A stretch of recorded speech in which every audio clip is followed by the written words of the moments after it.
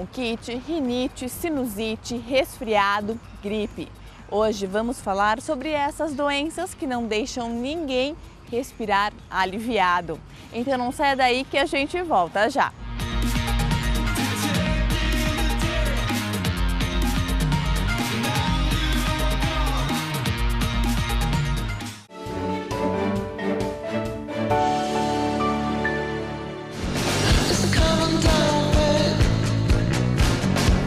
Não costumamos perceber a importância do ar até que ele nos falta. E as doenças respiratórias são grandes responsáveis por atrapalhar o trânsito desse elemento tão importante para o nosso organismo. Por isso, elas merecem atenção especial. Doutora, as doenças respiratórias têm uma época específica do ano para aparecer? Essa época do outono e inverno é que são mais prevalentes. São amidalites, faringites, sinusites, várias ites, bronquites. Então são vários tipos de inflamações e infecções de vias aéreas. O motivo é o frio? Não. Então todo mundo pensa que é o frio, né? As avós já falam isso, né? Põe um agasalho, põe uma meia, põe um cachecol. Mas na verdade no frio, o que acontece é o seguinte, a umidade do ar geralmente está mais baixa, o ar está mais seco. E nessa época tem uma incidência muito maior de vírus. Então você junta o vírus com uma época mais seca e na secura a gente perde uma proteção natural do nariz, da garganta. Essa secreção natural produz anticorpos e combate a virose. Como diminui essa produção de anticorpos, é mais fácil de nós termos infecção. Quais são as infecções mais comuns? Disparadamente são as infecções banais, né, que todo mundo conhece, que é o resfriado e a gripe.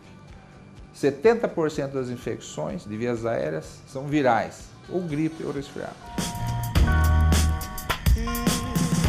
Gripe e resfriado são parecidos? São primos, mas são diferentes.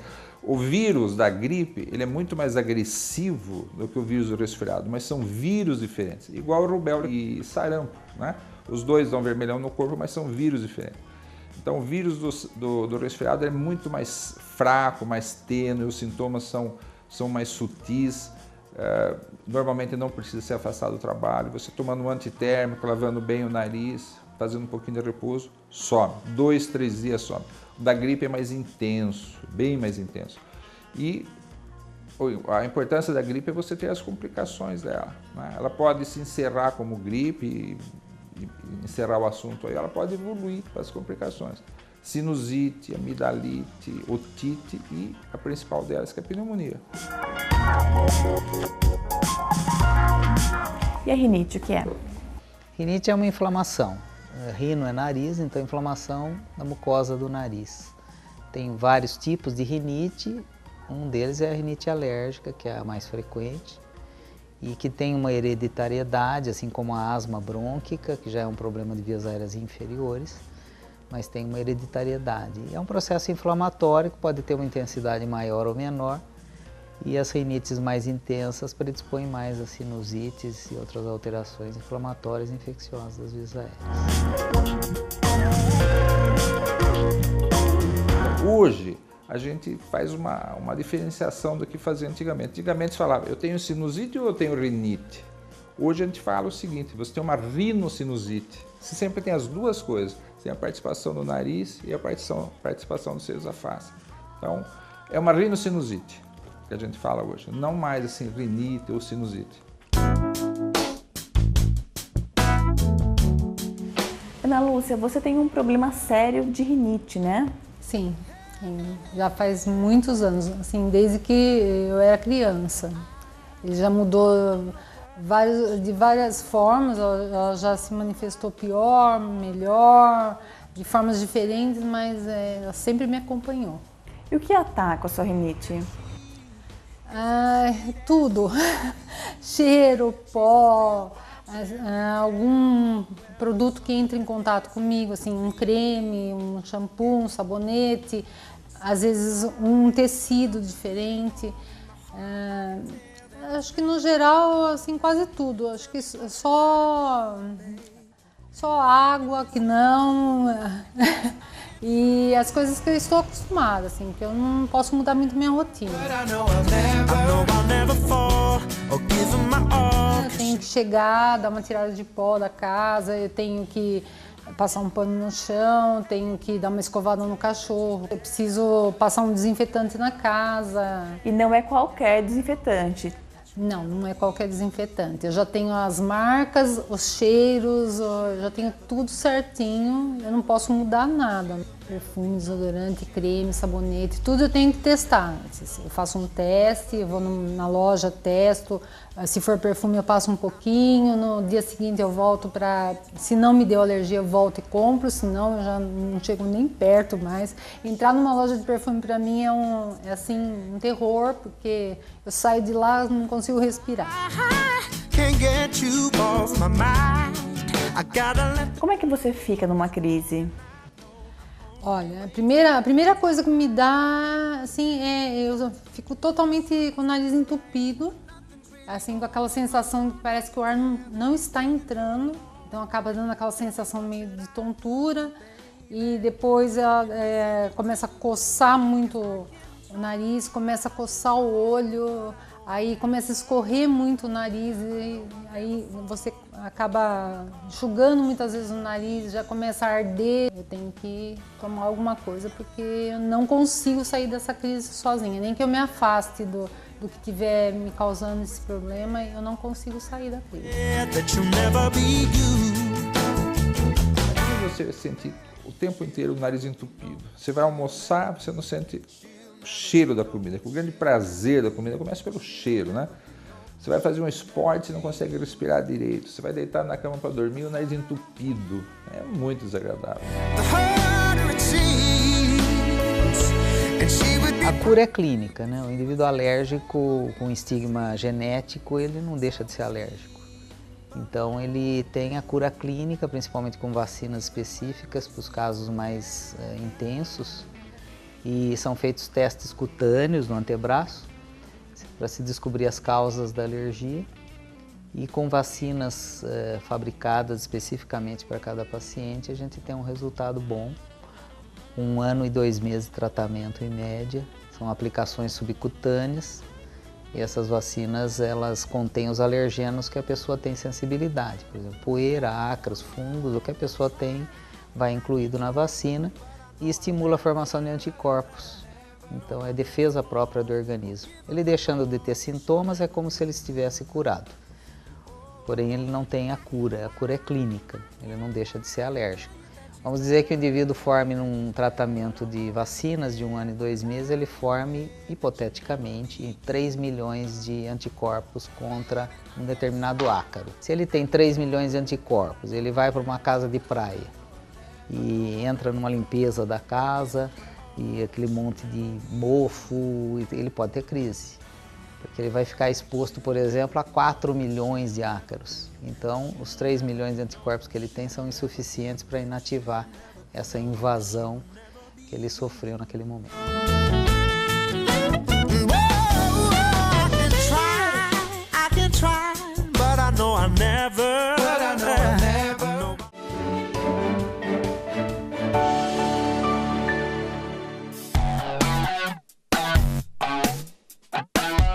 Asma e bronquite. Você sabe quais são as diferenças entre essas duas doenças que podem, inclusive, aparecer associadas a uma rinocinusite, por exemplo?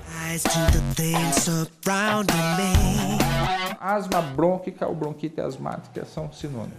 O que confunde um pouco é um termo chamado bronquite crônica, que a gente usa para quem é fumante, né? Para quem é fumante, a gente usa o termo bronquite crônica. Aquela pessoa que tosse de manhã, fica aquele pigarrinho, aquela tossinha. Mas aí é o cigarro que está fazendo mal. São crises de broncoespasmo, em que há um fechamento brônquico, que dá falta de ar, dispneia, e que tem uma hereditariedade também. E hoje é muito aceito que existe a integração das vias aéreas superiores e inferiores, né? Tem um consenso internacional desde 2002, que no passado se achava que existia uma independência entre as vias aéreas superiores e inferiores, hoje se sabe que existe uma integração e essas vias aéreas então agem conjuntamente. Então o indivíduo que tem uma asma brônquica, ele em potencial poderá ter uma rinite alérgica e vice-versa. Dani, a sua história com a bronquite vem desde a infância. Sim, começou com 4 anos de idade. Crises muito fortes? Não, começaram com crises leves, né? No começo até consegui identificar que era bronquite, demorou um pouquinho. Mas assim que começou, veio aquele tratamento mais sintomático, que era mais as inalações mesmo. E você tinha crise de quanto em quanto tempo? Principalmente no inverno e muito mais nas meias estações, né? Outono e primavera é onde piora, porque o clima não fica estável. Como que a bronquite se anuncia? Chiado no peito, falta de ar, principalmente, né? O ar que a gente respira, que é tão fácil, de repente você vai puxar e não vem. E na verdade não é nem a falta do ar entrar, é a falta do ar sair. Então você sente a dificuldade de expelir, parece que o pulmão vai enchendo e não esvazia de novo para encher. Mas a bronquite me levou a ter uma pneumonia uma vez e acabou complicando um pouquinho mais. Foi um pouco grave porque eu era muito criança ainda, né? Então assustou um pouquinho. Na infância a bronquite ela é muito acentuada, né? Quando começa na infância, geralmente, no meu caso, era muito frequente. Então assim, eu começava a correr, brincar, daqui a pouco cansava, eu parava. Então aquilo era um pouco chato, mas eu estava sempre tratando de alguma forma, né? Porque a mãe faz aquela via sacra de te levar a todos os médicos e você faz vários tipos de tratamento. Então eu tinha períodos de memória, mas perdi muita brincadeira assim. Mas, bronquite, por exemplo. A bronquite, a maioria das crianças que tem bronquite, que tem asma brônquica, que precisa fazer inalação, precisa ir no pronto-socorro, quando chega com 12, 13 anos, o próprio organismo vai resolvendo isso e a criança fica livre. Uma pequena parcela disso leva para a idade adulta. A maioria se resolve com 12, 13 anos. Hoje eu tenho muito menos, em média, uma crise a cada 3, 4 meses. E bem leve. E como é que você se trata? Olha, basicamente, eu hoje trato mais o sintoma porque as crises são leves. Teve um determinado período que o pneumologista me passou um tratamento contínuo, que eu apostei e conseguiu me tirar. O que dispara as suas crises de bronquite? Esforço físico, algumas vezes, ambientes com muito mofo. É muito interessante, a gente acha que tem só a ver com alergia. Exercício físico pode desencadear, né? Tem pessoas que têm uma predisposição genética, faz uma atividade física, desencadeia aquele broncoespasmo, dá aquela falta de ar. Mudança de temperatura também pode desencadear isso. Então, medicamento tipo aspirina, melhoral, ácido acetil salicílico pode desencadear uma crise de asma. Infecções, se a criança tiver uma gripe, tiver uma pneumonia, pode desencadear a crise de asma. E emocional, né? Emocional é importantíssimo, importantíssimo.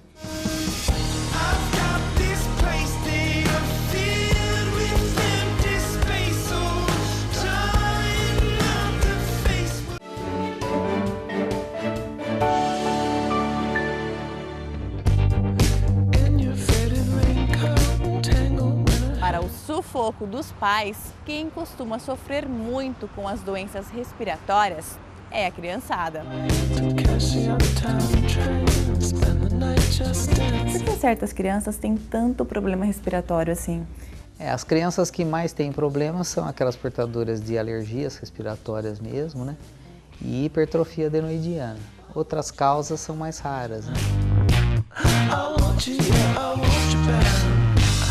Então, são crianças que provavelmente têm a resistência diminuída ou são crianças muito alérgicas. Entre alergia, você tem que pesquisar alergia a leite de vaca, que em criança é uma coisa importante, né? A proteína do leite de vaca em algumas crianças dá alergia. Então, isso aumenta muito a secreção, predispõe a ter infecção. mas com certeza a resistência tá ruim. Ou o ambiente está muito ruim, né? Alguém fuma em casa, fumaça de cigarro no ambiente, isso para a criança é extremamente nocivo.